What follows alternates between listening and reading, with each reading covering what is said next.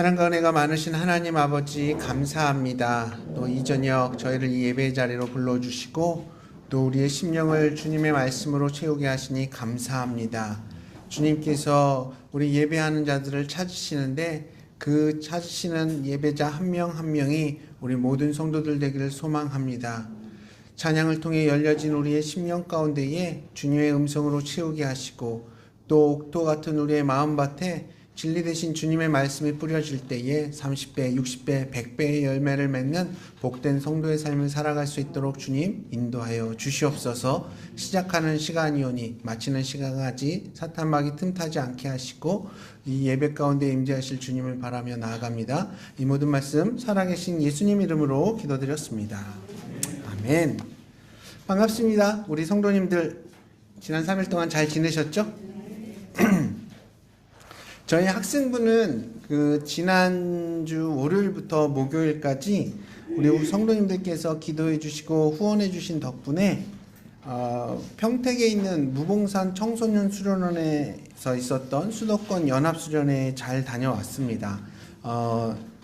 사실 저희 교회는 이 수도권 친교회 소속이 아니라 영남 친교회 소속이 되어 있는데도 불구하고 수도권 친교회에서 주최하는 이 학생 연합수련회에 다녀온 겁니다. 이번에는 뭐 스텝 포함해서 한 140여 명 정도가 함께 이 수련회를 했었는데요. 거기에 모였던 사람들 중에서 경기도 밖에 사는 사람은 저희 교회밖에 없었습니다. 예, 그래서 울산에서 왔다 그러면 다들 놀라죠. 예, 벌써 3년째 가고 있는데 아직도 놀라고 있습니다. 사실 뭐 누가 거기에 오라고 한 것도 아니고 제가 뭐 그 수련에 어떤 책임을 맡고 있는 것도 아닌데 왜 굳이 그 멀리까지 가서 또 돈을 쓰고 시간을 쓰고 오는 걸까요? 그리고 전 사실 그 수련에 가면 좀 뻘쭘한 시간들을 좀 보내다 옵니다. 왜냐하면 정식 스텝이 아니다 보니까 딱히 제가 맡아서 할 일도 없고, 그렇다고 뭐 저보다 훨씬 더 연배가 많으신 목사님들과 함께 붙어서 막 수다 떨 수도 없는 상황이고 뭐 근데 왜 해마다 거기까지 가냐고요. 예. 물론 뭐 담임 목사님의 배려가 있기 때문에 갈 수 있는 겁니다. 그리고 우리 학생부의 영성에 도움이 되니까 가는 겁니다. 저희 학생부 아이들요 생전에 기도라고는 안 하는데 예배 시간에 이렇게 기도시키면 막 억지로 하거든요. 예. 그리고 말씀 시간에도 이렇게 막 집중해서 듣는 애들이 별로 없습니다. 맨날 딴 생각하고 막 졸고 있고 막 이런데 신기하게 거기 가서 다른 교회 애들이랑만 붙여놓으면 뭐 기도도 잘하고 말씀 듣는 태도도 너무 좋고 찬양도 열심히 하고 심지어 막 눈물 흘리면서 막 기도를 합니다. 이번에도 저희가 온유를 위해서 함께 손잡고 기도하는데 아이들 막 울면서 기도를 하는 거예요. 간절함이 저에게도 큰 감동이 되었는데요. 어쨌든 우리 학생부 지체도 아직 제 눈에도 많이 부족하고 또 우리 어른들 눈에도 여전히 부족해 보이고 조금 아쉬운 부분도 있겠지만 아이들은 아주 천천히 조금씩 이렇게 영적으로 잘 성장하고 있습니다. 지금까지 그런 성장을 기대하시면서 기도로 물질로 정말 넘치도록 많은 후원을 해주셔서 감사합니다. 앞으로도 계속 우리 청소년 아이들이 영적으로 더 성장하고 또 더 온전한 하나님 나라의 백성으로 이렇게 잘 자랄 수 있도록 관심 가져주시고 또 격려해 주시고 또 기도해 주시길 부탁드립니다. 자, 오늘 함께 나눌 말씀은 에베소서 4장에서 6장까지 말씀을 나누려고 합니다. 지난 2주 동안 혹시 에베소서 다 읽어 오셨나요? 분량을 딱히 말씀드리기가 좀 애매해요. 저도 하도 정했던 것들을 막 바꾸고 그러니까 그래서 그냥 많이 읽으시면 좋을 것 같습니다. 일단 에베소서는 네. 그리고 이번 주일까지는 빌립보서 1장을 읽어오시면 좋을 것 같습니다. 예. 이번 주일은 오는 주일은 저희 담임 목사님께서는 사랑침례교회에서 이렇게 연합 집회의 강사로 초청되셨거든요. 그래서 오전 예배 때 제가 설교를 하게 되는데 그때 이제 수요 예배와 연계해서 계속 그냥 바울 서신을 전하려고 합니다. 그래서 빌립보서 1장을 가지고 함께 나누길 원하는데요. 그러니까 그때까지 빌립보서 1장을 읽어 오시면 되겠습니다. 다들 이해하셨죠? 예. 사도 바울은 신약 성경 27권 가운데 13권의 성경을 기록했죠. 예, 그 가운데 복음의 정수가 담겨 있는 성경을 골라라 하면 두말할 것 없이 로마서와 에베소서를 꼽거든요. 그래서 그 김교희 선교사님이 주관하는 그 복음학교를 보면 거기 마칠 때, 복음학교가 뭐냐 하면 6일 동안 함께 숙식하면서 눈만 뜨면 기도, 찬송, 말씀, 기도, 찬송, 말씀 계속 6일 동안 이 스케줄대로 꽉 찬 스케줄대로 이렇게 진행이 되는 프로그램인데요. 이렇게 그때 이제 복음의 시작부터 적용 그리고 파송까지 6일 내내 이 복음 설교만 들어요. 그때 강의했던 내용들을 6일 동안 강의한 내용이 책으로 나왔는데 그 500페이지가 넘거든요. 네. 그리고 그렇게 6일을 보내고 마지막 날 숙제가 뭐냐 하면 로마서 10번 읽기, 에베소서 50번 읽기를 숙제로 내줍니다. 그만큼 복음하면 에베소서와 로마서가 정말 너무너무 중요한 거죠. 근데 로마서와 에베소서 가운데 그래도 복음의 정수를 담고 있는 책 딱 한 가지만 뽑아라. 그러면 여러분들은 로마서, 에베소서 중에 뭘 뽑으시겠습니까? 로마서요? 네, 근데 많은 사람들은 에베소서를 뽑습니다. 짧기 때문에. 그렇진 않아요. 그게 그냥 방금 말씀드린 거고요. 짧지만 정말 에베소서에 담겨있는 그 복음의 영광과 깊이와 풍성함은 뭐 말로 표현할 수가 없지요. 예. 사실 로마서도 그렇고 에베소서도 그렇고 이 두 권 모두가 복음에 대해 아주 자세하게 기록하고 있지만 이 두 책의 차이점은 뭐냐? 전개 방식이 완전히 다르거든요. 일단 로마서는 어떠냐 하면 인간의 완전한 절망적인 상태, 그 어둡고 죄와 사망 권세에서 어쩔 수 없는 그런 인간들의 처절함으로부터 복음이 시작되는 반면에 에베소서는 삼위일체 하나님께서 창세 전부터 가지고 계셨던 복음에 대한 그 놀라운 계획과 영광에서부터 이 복음이 시작이 되는 거예요. 쉽게 말하면 로마서는 복음이 아래부터 위로 임하는 그런 방식인데 반해서 에베소서는 복음이 위에서부터 아래로 임하는 그런 방식이거든요.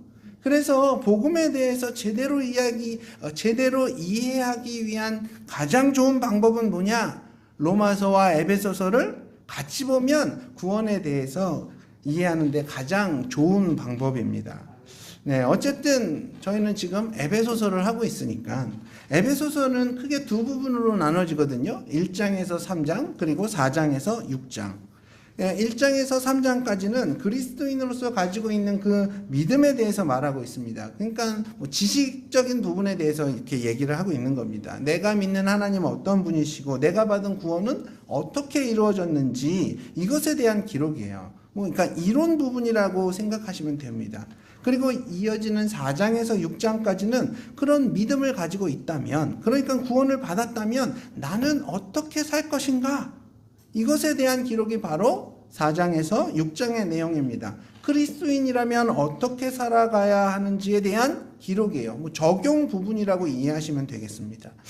사실 한국교회의 많은 설교들을 보면 뭐 믿음이 무엇이냐, 구원이 무엇이냐 이런 이론적인 것에 초점을 맞춘 설교보다는 우리가 어떻게 살아야 하느냐에 대한 설교가 훨씬 더 많은 비중을 차지하고 있거든요.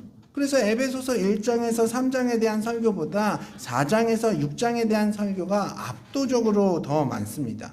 왜냐하면 설교는 어떤 이론이라기보다는 삶의 방향을 바꾸고 삶의 그런 행동 양식에 대한 변화를 촉구하는 게 좋은 설교라는 그런 인식이 있기 때문에 설교자들이 보통 이론보다는 적용에 더 비중을 두려고 합니다.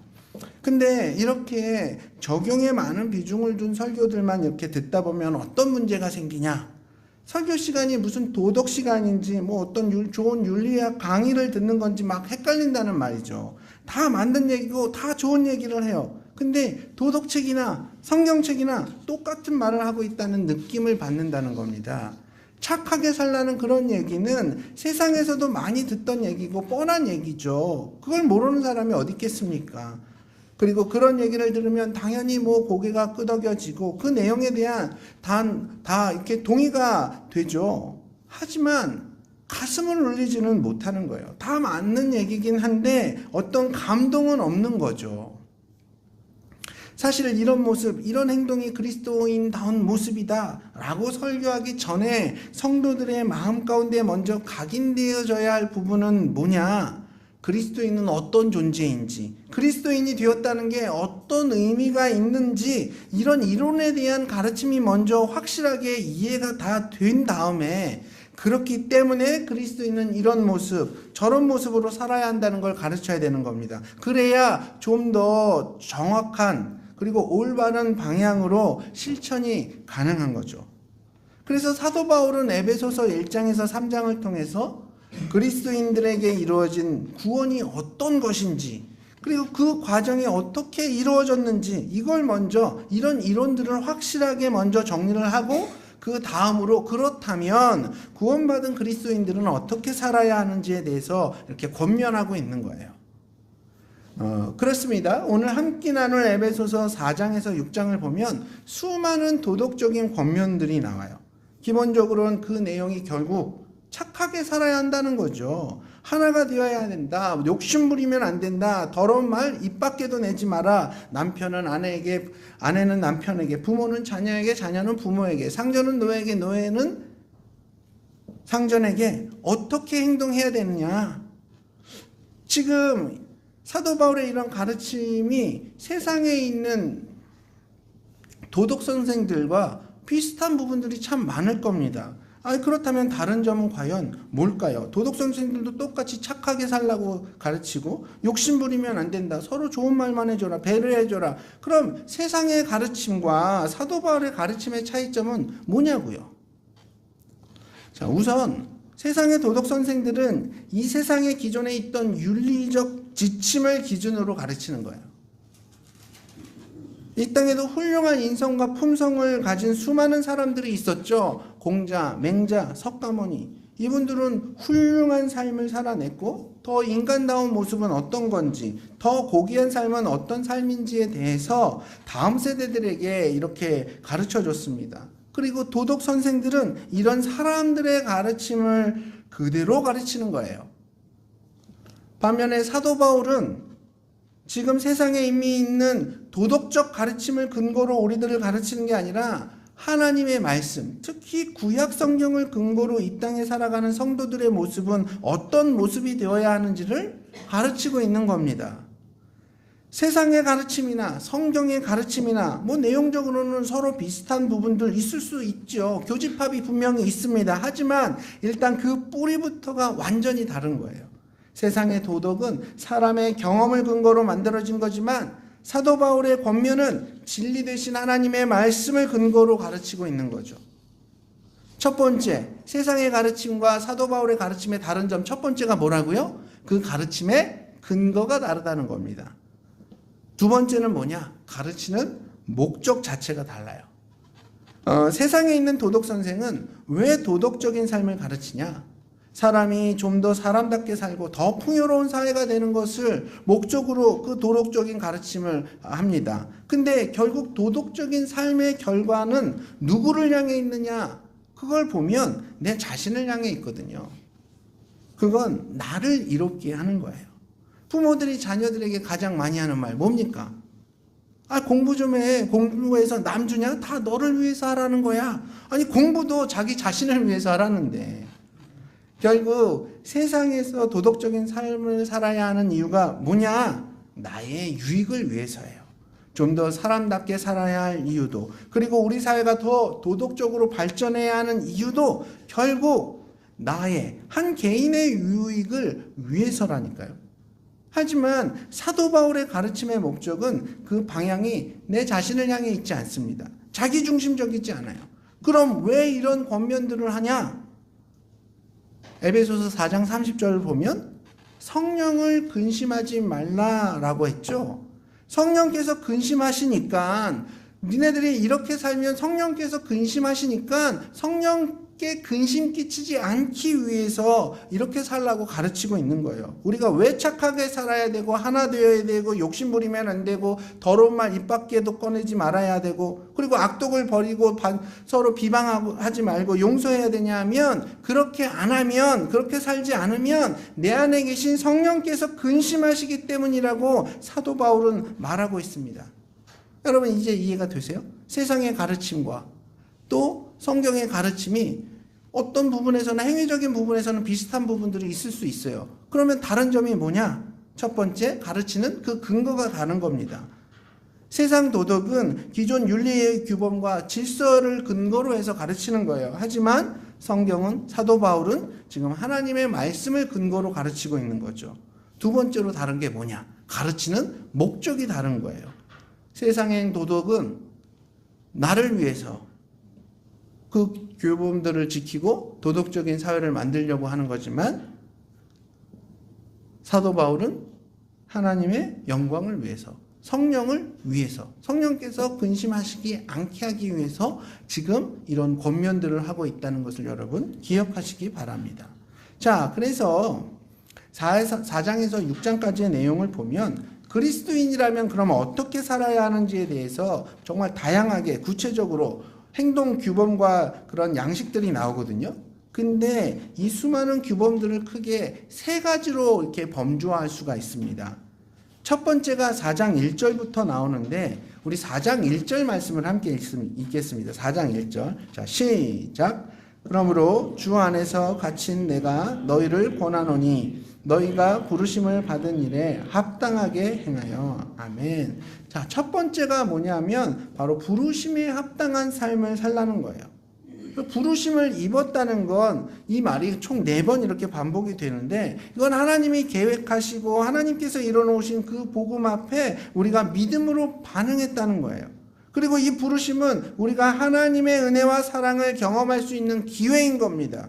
이 은혜와 사랑을 더 깊이, 더 풍성하게 누리기 위한 방법들에 대해서 이 부분에서 얘기해주고 있어요.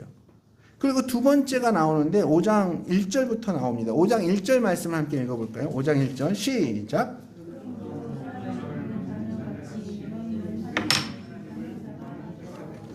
아멘. 두 번째는 뭐예요?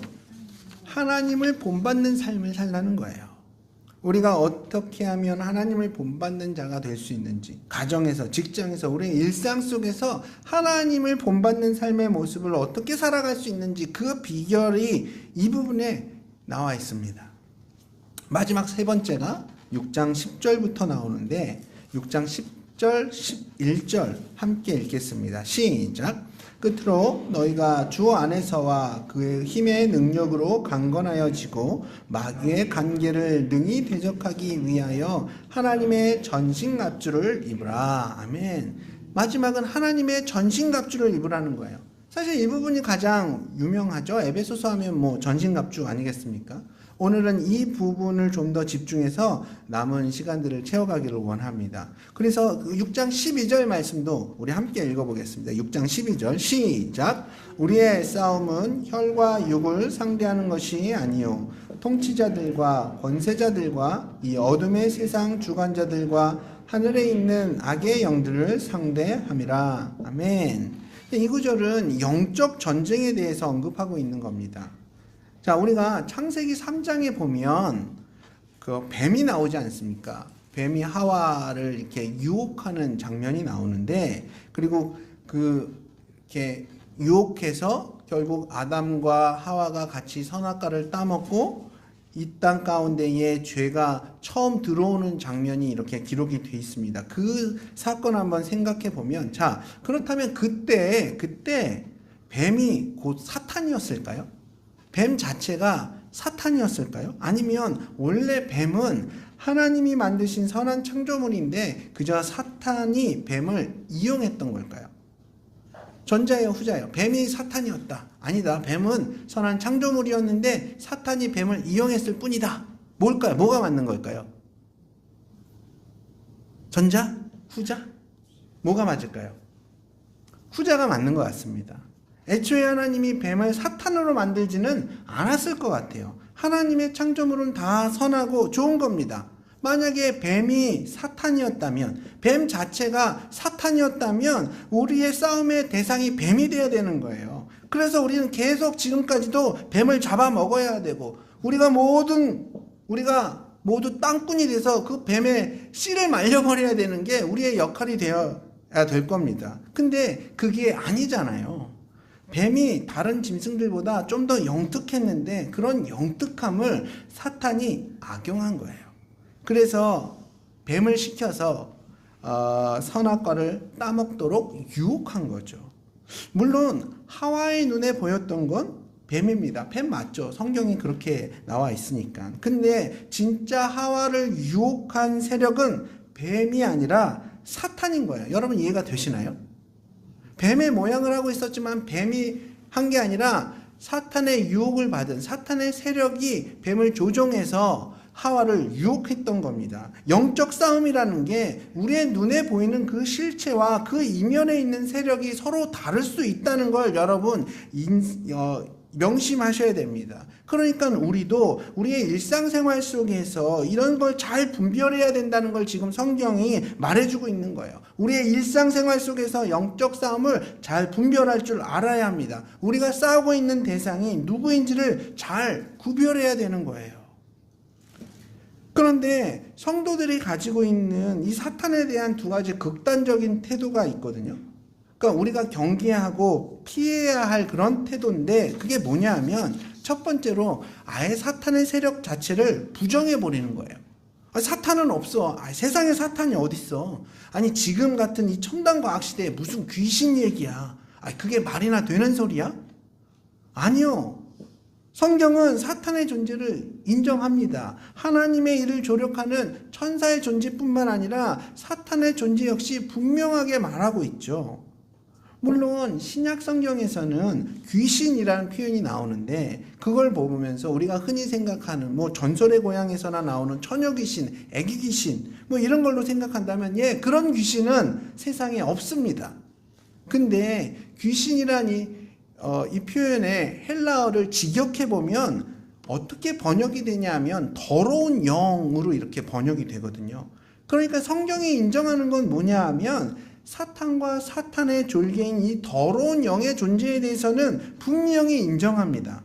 하지만 사람이 죽으면 절대로 귀신이 되지 않아요. 모든 사람이 죽으면 이 육신은 썩어 흙이 되고 영혼은 둘 중 하나예요. 천국을 가거나 지옥으로 가게 되어 있죠. 그러나 애초에 타락한 영들이 있었다고요. 사탄과 그를 쫓는 더러운 영들이 있었다는 걸 성경은 100% 인정합니다. 근데 어떤 사람들은 이렇게 생각하죠. 사탄이 어딨어. 더러운 영이란 게 말이 돼? 그럼 더럽고 깨끗함의 기준은 뭔데? 이런 식으로 아예 사탄의 존재 자체를 부정해버리는 극단의 모습은 우리가 피해야 할 모습인 겁니다. 반면에 이런 부류의 그리스도인들도 있어요. 모든 걸 다 사탄의 역사로 인식을 하는 거예요. 무슨 병에 걸리면 이 사탄의 역사라고 얘기를 해요. 감기에 걸려도 사탄이 역사했다고 합니다. 아니 면역 체계가 약해져서 감기 바이러스에 감염된 게 그게 감기 걸린 거지 이게 왜 사탄의 역사예요? 아니 허구한 날 애들은 나몰라라 하고 집안일은 다 내팽개쳐놓고 맨날 교회 가서 사니까 남편이 화가 나가지고 아내를 교회를 못 가게 하는 건데 그걸 남편한테 사탄이 씌웠다고 이렇게 막 해석을 해요. 그래서 교회 다니는 날 남편이 너무 핍박을 한대요. 이게 과연 사탄의 역사입니까? 보세요. 모든 게 다 사탄의 역사라고 한다면 거기엔 인간의 책임이 쏙 빠지는 거예요. 인간의 책임은 하나도 없게 됩니다. 이런 해석이 얼핏 보면 영적인 것처럼 보일 수도 있지만 사실 굉장히 위험한 신앙이에요. 왜냐하면 난 책임 없어. 다 사탄의 역사야. 사탄이 한 거야. 이렇게 되어버리잖아요. 근데 그게 아닌 거예요. 내가 감기 걸린 건 내가 몸 관리를 잘못해서 면역체계가 흐트러졌고 그래서 감기 바이러스에 감염돼서 감기가 걸린 거예요.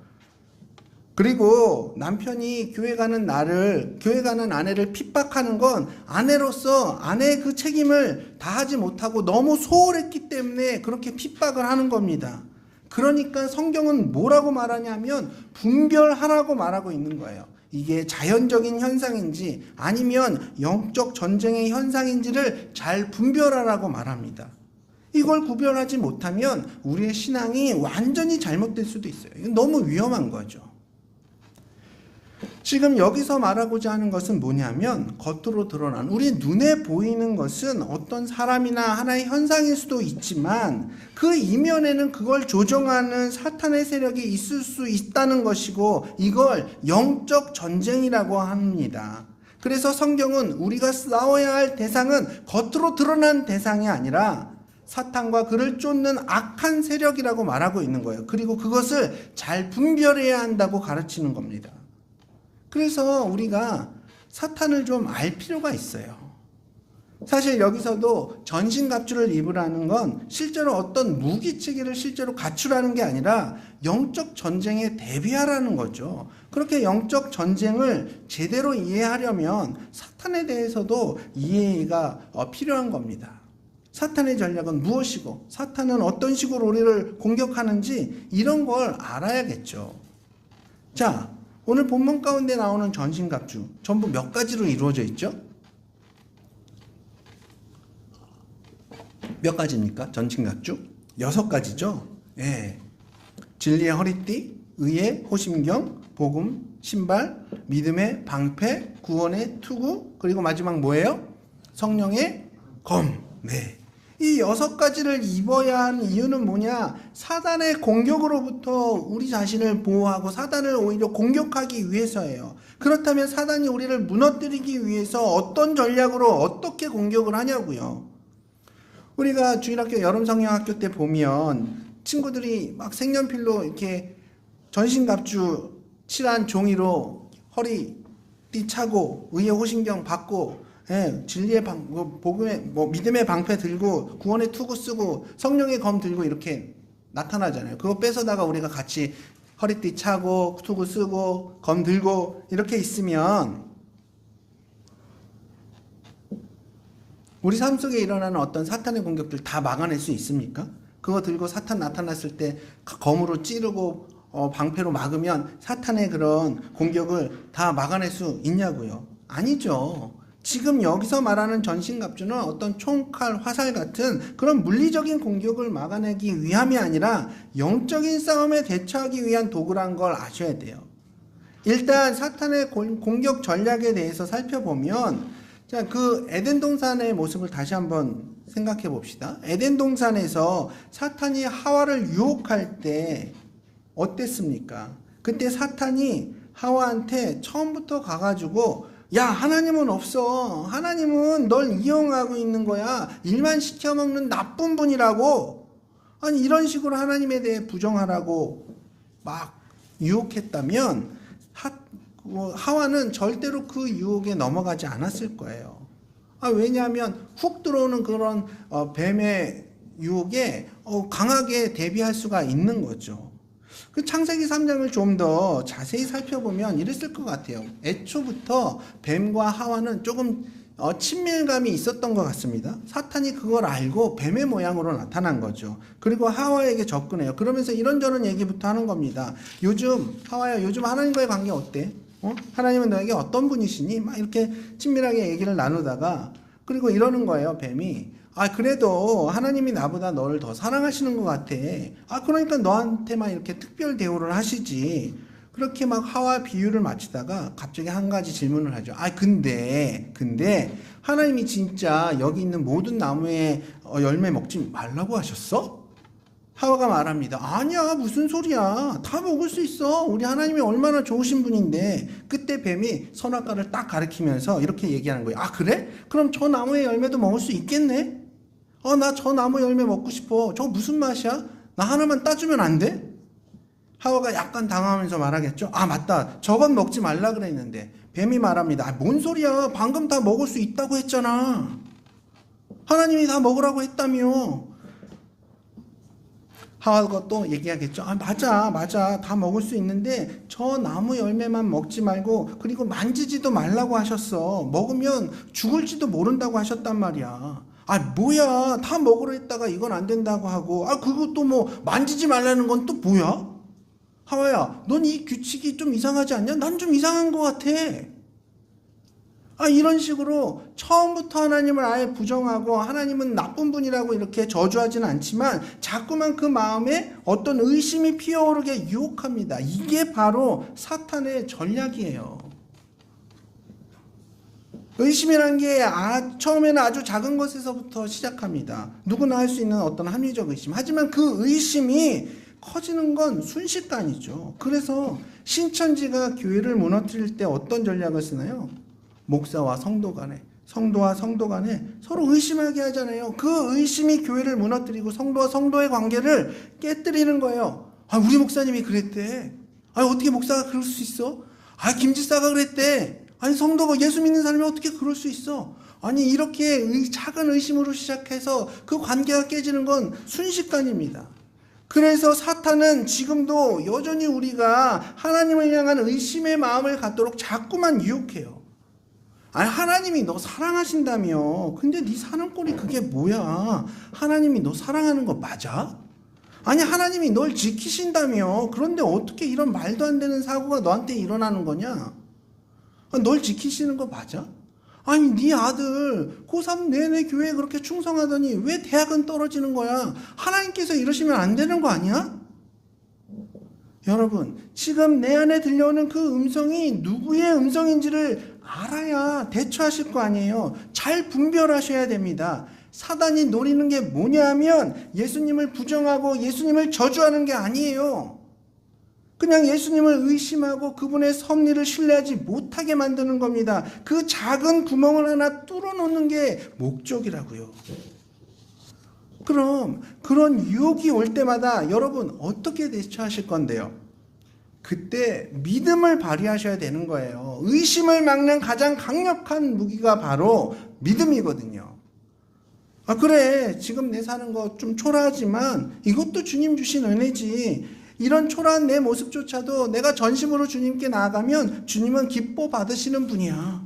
그래, 우리 아들 대학 떨어졌지만 대학 떨어졌다고 인생 망하는 건 아니지. 또 다른 하나님의 뜻이 있겠지. 더 선한 길이 있겠지.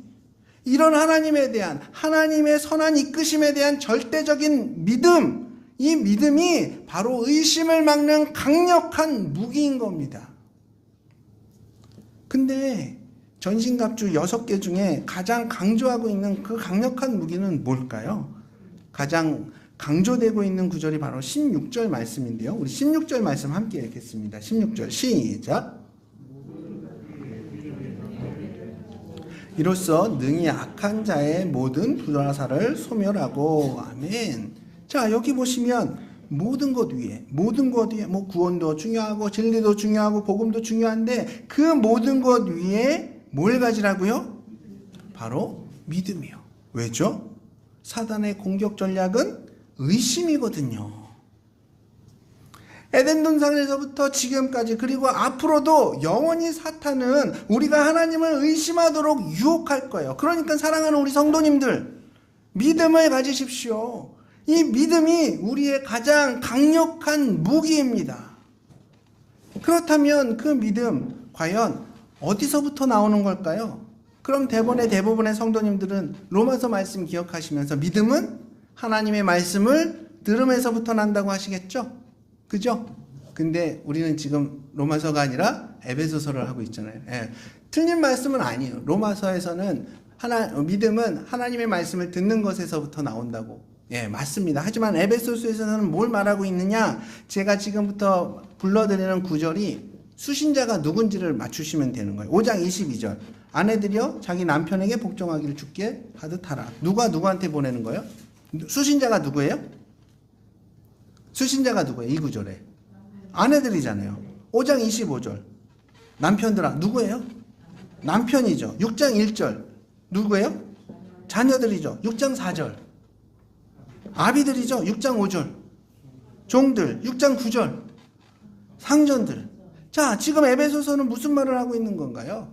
바로 우리의 일상에 대해서 말하고 있는 거예요. 실제로 영적 싸움이 가장 치열하게 일어나는 곳은 바로 나의 평범한 일상이며 나의 관계 속에서 일어나고 있는 겁니다. 결국 내 가정에서, 내 일상에서, 내 일터에서 그 매일의 삶 속에서 우리가 하나님의 말씀을 살아낼 때 그때 비로소 우리의 믿음은 자라나게 되는 거예요. 보세요. 사탄이 노리는 것은 우리 일상의 관계를 깨트리는 겁니다. 하나님과 우리의 관계를 깨트리고 성도와 성도 간의 관계를 깨트리는 게 사탄의 목표예요. 그러니까 가장 치열한 영적 전쟁의 현장은 바로 내 일상이 되는 거죠. 자, 6장은 하나님의 전신갑주를 입으라고 이렇게 말합니다. 그리고 전신갑주에 대해서 자세하게 설명하진 않습니다. 왜냐하면 이미 1장부터 3장까지 다 설명했거든요. 우리 믿음에 대해서 그 과정과 깊이와 영광에 대해서 이미 다 설명했어요. 구원이 뭔지, 의가 뭔지, 진리가 뭔지, 말씀이 뭔지 사실 다 얘기했거든요. 그리고 지금 성도된 우리에게 사도 바울은 권면합니다.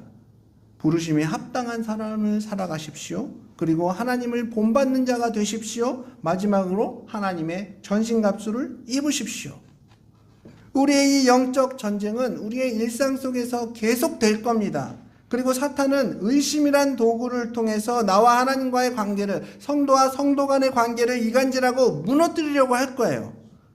그런 사탄의 계략을 여러분 믿음으로 이겨내시는 저와 여러분 되기를 진심으로 주님의 이름으로 축복합니다. 우리의 일상 속에서 사도 바울의 권면의 말씀들을 신뢰하면서 여러분의 믿음을 더욱더 키워나가십시오. 뿐만 아니라 더 큰 믿음으로 주님의 몸된 교회를 함께 세워나갈 때에 하나님이 기뻐 받으시고 그 안에서 더 온전하고 성숙의 자리로 함께 나아가는 저와 우리 모든 성도님들 되기를 소망하며 오늘 말씀을 마치도록 하겠습니다. 오늘 우리 두 가지 기도